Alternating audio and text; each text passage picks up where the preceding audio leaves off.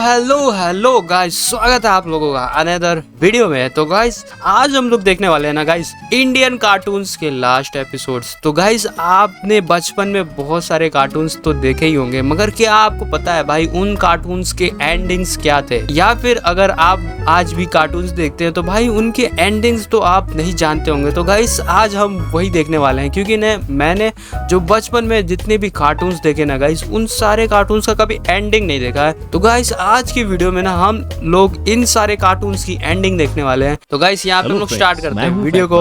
और क्या आप जानते थे करेज द कवर्डली डॉग के माँ बाप भी थे? ओ हाँ भाई, ये मैं जानता था, करेज और करेजली डॉग के माँ बाप थे भाई, क्योंकि करेज भाई बहुत ही फेवरेट होता मेरा बचपन में। वैसे आउटर स्पेस से मुझे याद आ रहा है, क्या आपने कभी सोचा था कि नोबिता जो अपने एल फॉर लेजी और एल फॉर लाचारी के लिए जाना जाता था, जो हर वक्त डोरेमोन के गैजेट्स पर निर्भर रहता था, ये कुछ ज्यादा हो गया भाई, L for lazy L for लाचारी, उसकी लाइफ में कुछ ऐसा होगा जिससे वो एक फेमस साइंटिस्ट बन जाएगा। ये जो कार्टून सीरीज है, क्या ये सेलिब्रिटीज के लाइफ की तरह कंट्रोवर्शियल भी हो सकती है? मेरी मानो तो हाँ, क्योंकि लूनी ट्यून्स यूएस का हाई रेटेड सीरीज काफी कंट्रोवर्सी से भरा था, जिसके चलते उस शो के कई एपिसोड को भी डिलीट किया गया। अब सवाल ये है कि ऐसा हुआ तो क्यों हुआ?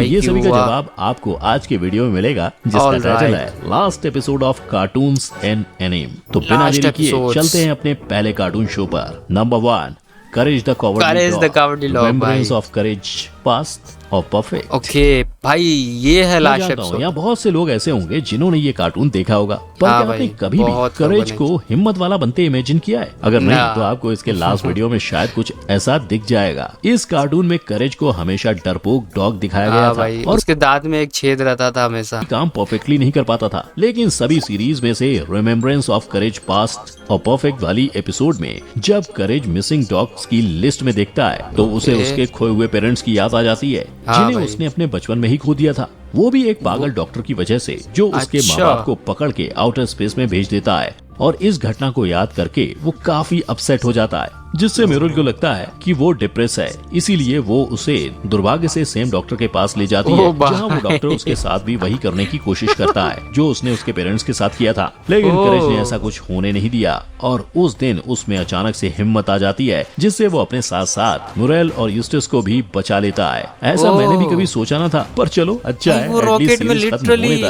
उसके म्यूरियल और उसके पति और इसके भाई करेज को बंद कर रहा था वो डॉक्टर। तो ये थी एंडिंग भाई।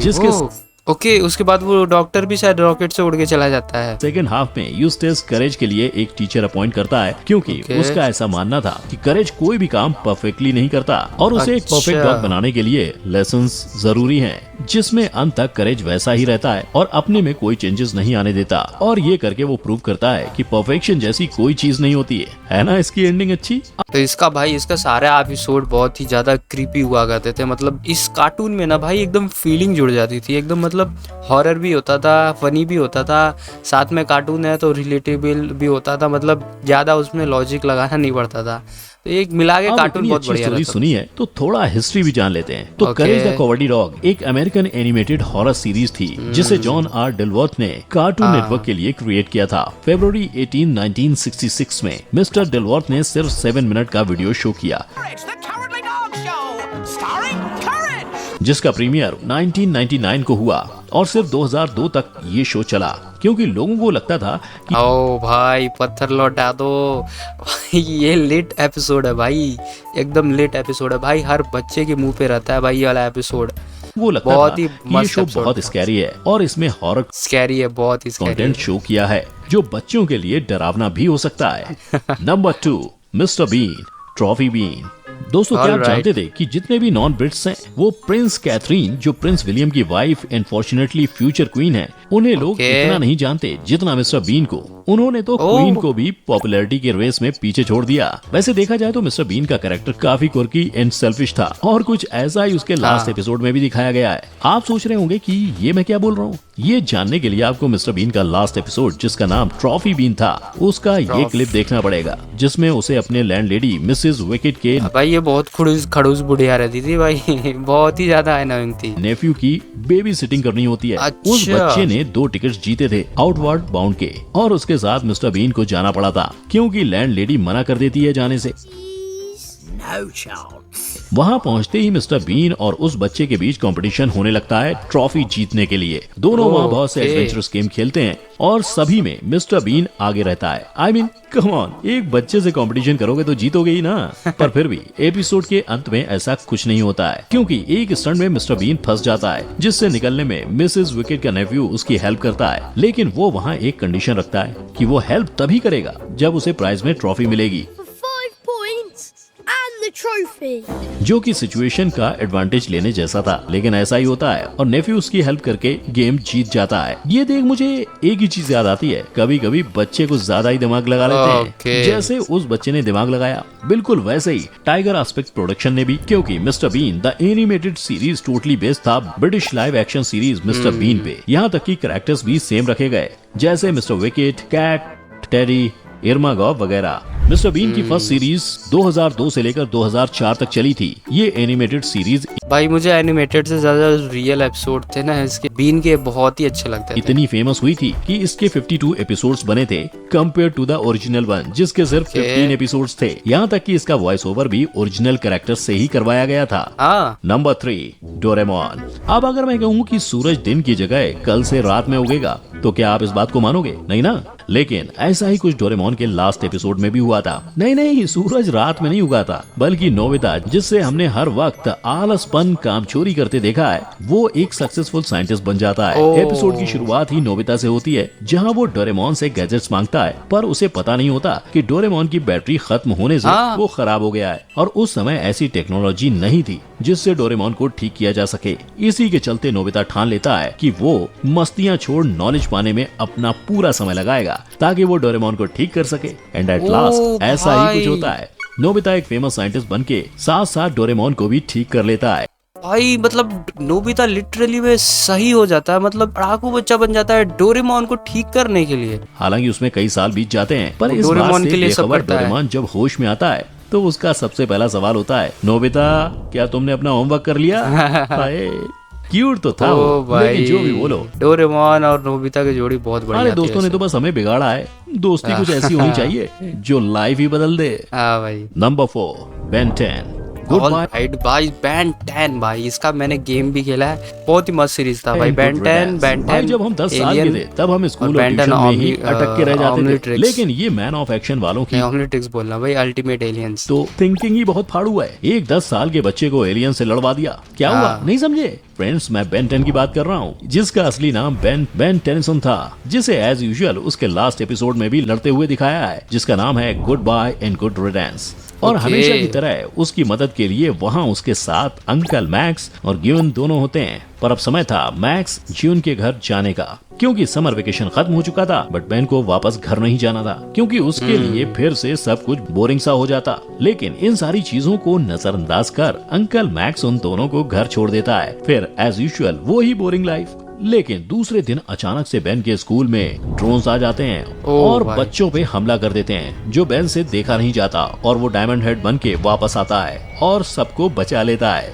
इस लड़ाई के बीच बेन के दोस्त कैश एंड जेटी को भी बेन की असलियत पता चल जाती है। पर अचानक से वहाँ डॉक्टर एनेमो आ जाता है कुछ म्यूटेटेड एनिमल्स के साथ, जिसे देख बेन अपना ओमनिट्रिक्स एक्टिवेट करता है और एपिसोड वहीं खत्म हो जाता है। तो हाँ क्या? डॉक्टर एनेमो आ जाता है और सबको बचा लेता है। इस लड़ाई के बीच बेन के दोस्त कैश एंड जेटी को भी बेन की असलियत पता चल जाती है। पर अचानक से वहाँ डॉक्टर एनेमो आ जाता है कुछ म्यूटेटेड एनिमल्स के साथ, जिसे देख बेन अपना ओमनिट्रिक्स एक्टिवेट करता है और एपिसोड वहीं खत्म हो जाता है। ओके, मतलब वो भाई एजमत को इसको क्यों दिखा रहा था भाई?